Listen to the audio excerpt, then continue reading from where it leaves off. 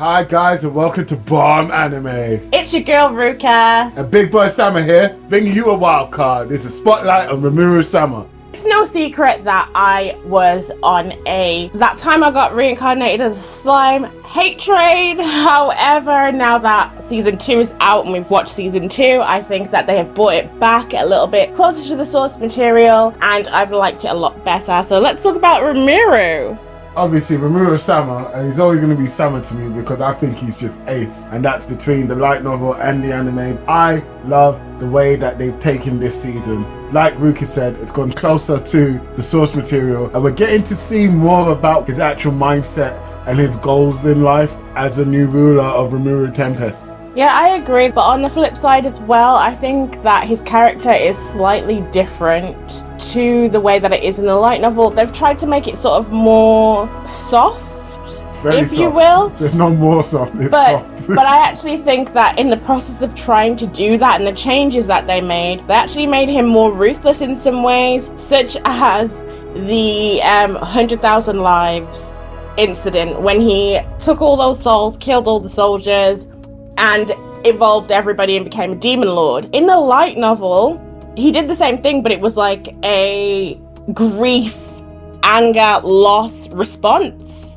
And he went straight at it, killed everybody. But in this, it was way more calculated. I mean, he seemed colder as a character to me. He seemed really calm, and it just felt different. I felt the grief from Gabuda over Rimuru in the anime that I felt from the light novel from Rimuru. Yes! And like, bruv, yes, I'm not gonna exactly lie, right. that scene where he broke down when he saw that Shinra was dead and everyone, but seeing that, as you said, yeah, he's more calculated. But also in the anime, he's more, as you said, soft, but I want to say more kid-friendly. There's no like edge to it. There's no raw emotion. Let's be honest. She has been his right-hand woman from day dot. And she laid down her life to protect the city. And yeah, he got upset, but he didn't kill the witch who did the spell in the first place. He didn't kill the 2 guys who tried to protect her. Let's be honest, if that was you, what would you do? Leave your comments down below, let us know, innit? I mean, he does that in both the light novel and in this anime. But in the light novel, it made sense. I mean, I still disagree with the decision wholeheartedly. But it was justified. It was justified better in the light novel, I should say. But in the anime, there was like no justification. It was like, okay, I forgive you. Now I'm gonna kill 10,000 souls. Like, do you get what I mean? It was because of the changes that they're making to make it more accessible to a wider audience, let's say. It kind of seems like sometimes they're missing the point of the light novel almost. Yeah, there's a lot of feelings and emotions that are just conveyed better in the light novel. That's not fair to the anime in the sense that that's with almost every light novel. It's hard to find an anime that's better than the light novel. In terms of the anime though, I do like the way that they've taken on certain things. So who do you think Rimuru is as a character in the anime? I got from the anime that he's more of a natural born leader. Even though he doesn't actively seek to lead, he's very comfortable with leading. In the light novel, I got a lazy guy who had a good head on his shoulders, who could fulfill the job. Because obviously we got more background into his actual life before he became a slime. But in the anime, I'm getting a guy who's just ready to take on the responsibilities of being a demon lord, being in charge of a province, and has goals and plans and visions for the future. And to be honest, it's a stronger, bolder character, but it leaves no room to grow. Yeah, I get what you're saying. I see Rimuru as someone who can switch off their emotions, who is willing to do whatever it takes to get whatever he wants, and who is only about Tempest. that's the kind of character I'm seeing in the anime. It's funny because in trying to make it more universal, I guess, they've ended up creating a harsher character. Because in the light novel, he didn't actually have any interest in being a demon lord. And I know they did say that in the anime, but it didn't translate as well. It was very hollow. Like, it was just like they said it in passing, like, oh yeah, I don't want to be a demon lord, I don't know much about that, and he moved on. But in the light novel, he really doesn't seem to care about having extra power. He's not thinking about power. In the anime, the Rimuru that we see he seems kind of stupid. Okay. Certain things that is going on, they make it seem like he has no idea. For instance, when he was talking to the king, he was told that, you know, some other countries might look at you badly, like the country might want to invade because you are interfering with their money by setting up this trade relation.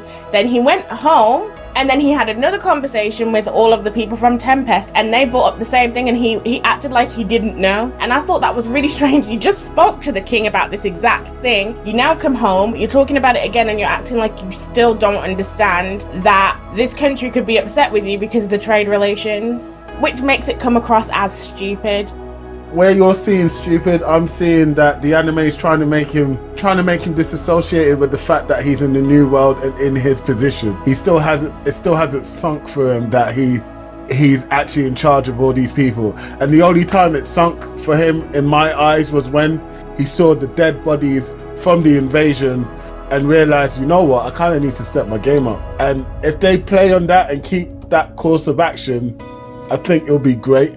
They need to make it not seem like he doesn't know information that he's already been told. Yeah, that's true. Because that just comes across the wrong way. However, I would say that the Rimuru in this seems to have a little bit more swagger. I wasn't even going to say that, but yeah, he kind of does seem to have a little bit more swagger. But I was going to say he has a little bit of a better relationship with...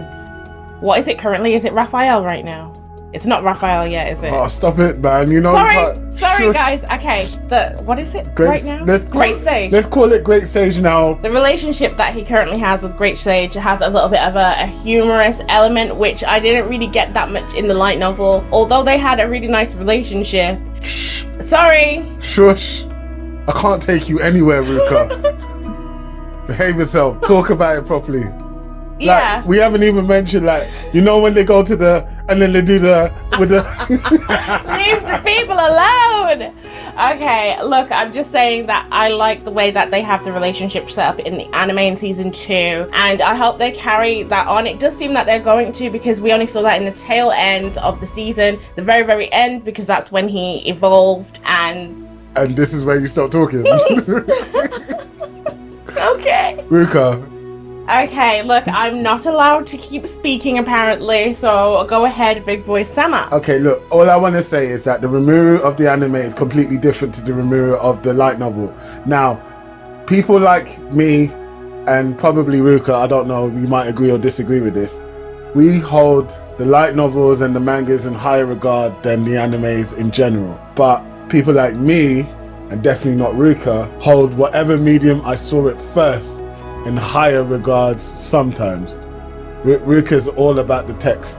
Yep. So I get that. In this sense, I understand that they're veering off from each other, but I'm not mad at it. I'm actually enjoying watching the show. I'm actually enjoying the new interpretation of the characters that I love through the text. Do you get what I mean? And I feel like, as I said earlier, they're doing a good job. I don't want them to ruin it, because I've already been hurt this year, innit? I've already been hurt by an anime this year. And I'm not going to say the name, never. Oh no!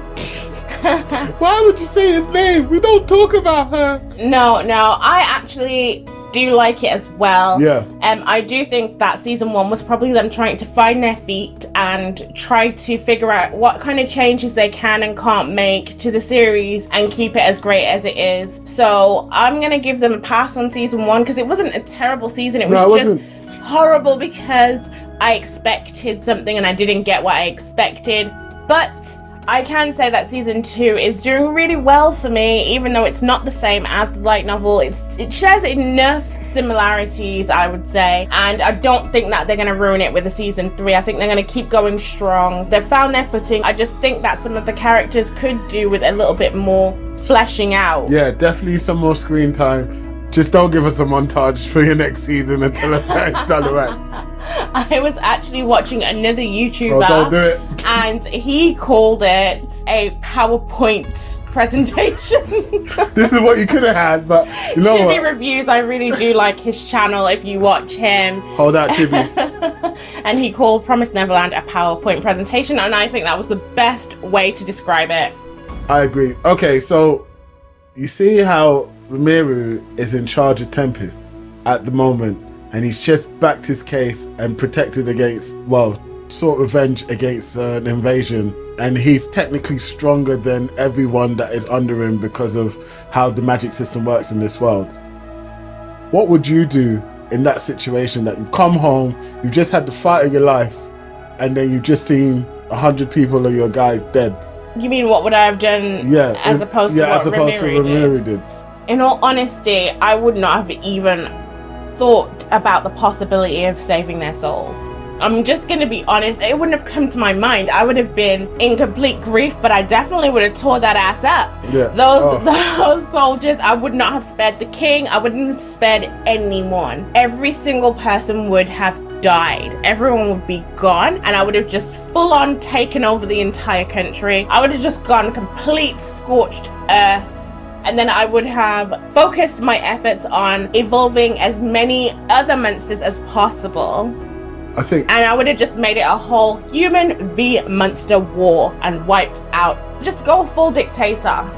So guys, you've just heard that Ruka is ruthless and she's just going in. But like, I do like the idea of turning this thing from a massacre into an invasion. Right. But oh my god, the way the anime showed the massacre, that was like, bruv, as you said, they made him cold. They did make him cold. Okay, you're important, I'll keep you, but you're not. Boom. Oh, like there's so many that I was watching. I was like, had to rewatch it, you know. I actually rewatched it this morning.